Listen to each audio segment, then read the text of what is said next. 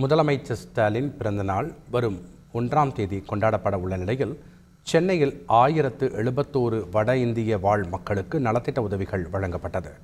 தங்கசாலை தெருவில் சென்னை கிழக்கு மாவட்டம் துறைமுகம் கிழக்கு பகுதி 57வது வட்டத்தில் உள்ள 1071 வட இந்திய வாழ் மக்களுக்கு நலத்திட்ட உதவிகள் வழங்கப்பட்டது.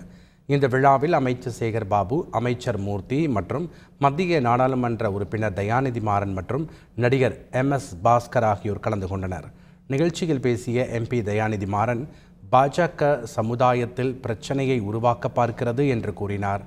சீதா, அக்பர் என்ற இரு சிங்கங்களும் ஒன்று சேரக்கூடாது என்பதற்காக பாஜகவினர் கொல்கத்தா நீதிமன்றத்தில் ஒரு வழக்கு தொடர்ந்ததாக குற்றம் சாட்டினார். செய்திகளை உடனுக்குடன் தெரிந்து கொள்ள உடனே சப்ஸ்கிரைப் பண்ணுங்க.